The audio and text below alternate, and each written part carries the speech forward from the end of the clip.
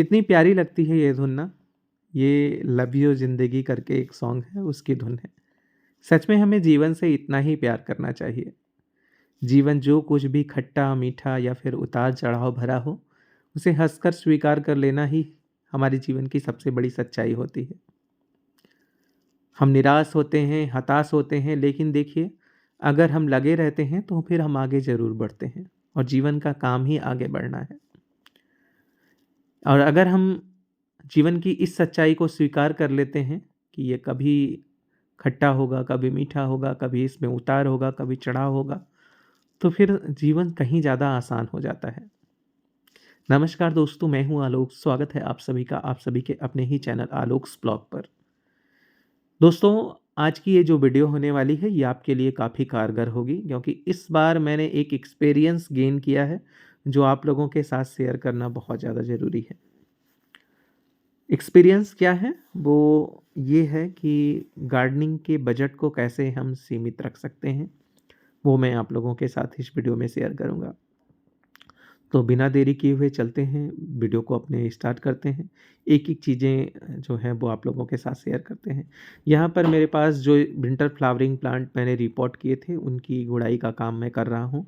गुड़ाई भी पौधों के लिए उतनी ही ज़्यादा ज़रूरी है जितना कि खाद देना, समय-समय पर पानी देना। इसलिए मैंने यहाँ पर अपने पौधों की गुड़ाई शुरू की है। सबसे पहला तो जो मैं आप लोगों को अपना खुद का एक्सपीरियंस शेयर करूँगा वो ये है कि कभी भी हमें बहुत ज़्यादा विंटर फ्लावरिंग प्लांट या फिर सीज़नल प्लांट्स के प्लांटेशन में इन्वेस्टमेंट नहीं करना चाहिए। हम करते क्या हैं कि हम इतने सारे विंटर फ्लावरिंग प्लांट अलग-अलग वैराइटीज़ के और अलग-अलग पौधे लेकर आते हैं, जिससे होता क्या है कि हमें पौधों के साथ-साथ उतनी ही ज़्यादा खाद की ज़रूरत पड़ती है।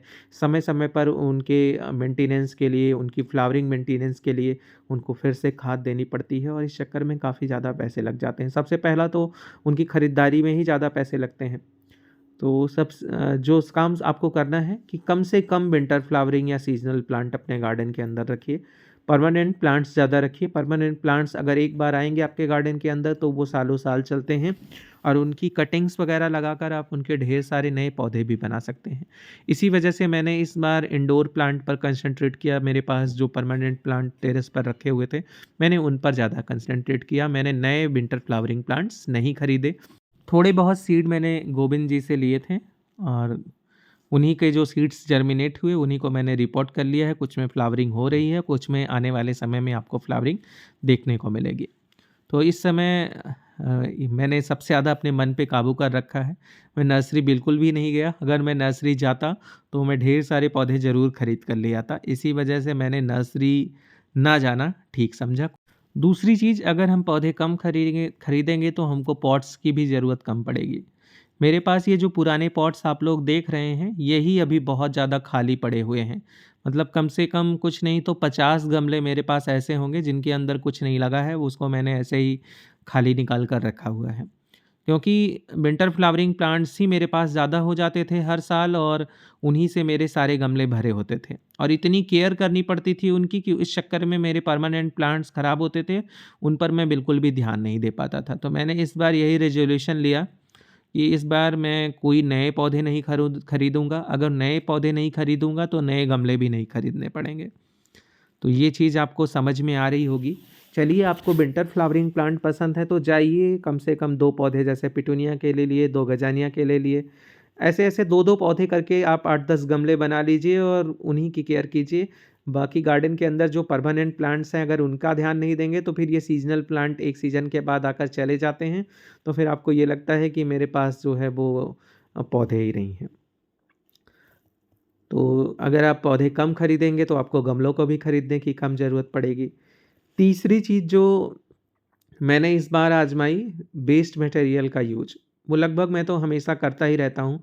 यहाँ तक कि मेरे कुछ व्यूअर ने कमेंट भी किया था कि आप कबाड़ में गार्डनिंग क्यों करते हैं? देखने में अच्छा नहीं लगता है। तो मैं आप लोगों को बता दूँ कबाड़ में गार्डनिंग करने से फ़ायदा क्या होता है, एक तो प्रकृति को फ़ायदा होता है, जो प्लास्टिक या फिर जो वेस्ट होता है, प्लास्टिक वेस्ट होता है, वो अगर कचरे के रूप में इधर-उधर फेंका जाता है तो उससे प्रकृति को भी नुकसान होता है। और जब हम इस तरीके से उसका यूज़ गार्डनिंग में कर लेते हैं, तो फिर कुछ न कुछ वो देकर ही जाता है, जैसे उसमें सब्जियाँ उगा ली, फूल उगा लिए, तो फिर वो भी हमारे लिए फ़ायदेमंद हो जाते हैं। तो ये मैंने किया। और अगली चीज़ जो मुझे फ़ायदा ये हुआ कि इस बार जब मैंने नए पौधे नहीं लिए तो मुझे ज़्यादा खाद नहीं खरीदनी पड़ी और कोशिश ये करिए कि ज़्यादा खाद वगैरह आपको खरीदनी ना पड़े। आप घर के किचन वेस्ट से और गार्डन वेस्ट से खाद बना सकते हैं। एक कंपोस्ट बिन गार्डन के अंदर रखिए, उसमें सारे पत्तों को और किचन वेस्ट को डालते रहिए। धीरे-धीरे करके जब वो इकट्ठा हो जाएगा, उसके ऊपर खाद की थोड़ी लेयर, मिट्टी की लेयर डाल दीजिए और 6 महीने के अंदर या फिर 3 से 4 महीने में भी कभी-कभी अच्छी खाद बनकर तैयार हो जाती है। मेरे यहाँ घर पर गोबर की खाद आसानी से उपलब्ध हो जाती है, तो इस वजह से मुझे बहुत ज़्यादा खाद खरीदनी नहीं पड़ती और नज़दीकी दुकानों से सरसों की खली सस्ते दामों पर मिल जाती है, ऑनलाइन काफ़ी ज़्यादा महँगी है। चलिए अब गार्डन का छोटा-सा अपडेट भी आप लोगों को दे देता हूँ। एलाइसम अभी भी बहुत अच्छे खिल रहे हैं। जो मैंने फ़्लॉक्स के सीड्स जर्मिनेट मेरे हुए थे, उनको देखिए मैंने एक-एक में 4-4 पौधे रिपोर्ट कर लिए हैं, तो अब इनकी जर्मिनेशन भी ठीक हो रही है। मतलब सॉरी ग्रोथ भी ठीक हो रही है। 5 पौधे मेरे पास जेरेनियम के हैं, उनके अंदर भी अच्छी ग्रोथ है। अभी थोड़ी ठंडी है, इस वजह से ये गोमफेरना जो है फ्लावरिंग नहीं कर रहे हैं बहुत अच्छे से। बाकी देखिए बार्की कोम में अच्छी ग्रोथ हो गई है। इसे साइड से मुझे छोटी-छोटी पट्टियाँ लगाकर और इसके आस-पास घेरा बनाना पड़ेगा, वरना होता क्या है कि ये थोड़ा ऐसा पौधा है कि ये जब बुसी होता है तो ये गिरने लगता है, इधर-उधर लटकने लगता है और जब मैं उस तरीके से इसको सहारा दे दूँगा तो ये इधर-उधर गिरेगा या फिर लटकेगा नहीं। चलिए, इस वीडियो को यहीं पर एंड करते हैं। आई होप आप लोग को वीडियो अच्छी लगी होगी। तब तक के लिए अपना और अपनों का ध्यान रखिएगा। Bye bye and take care.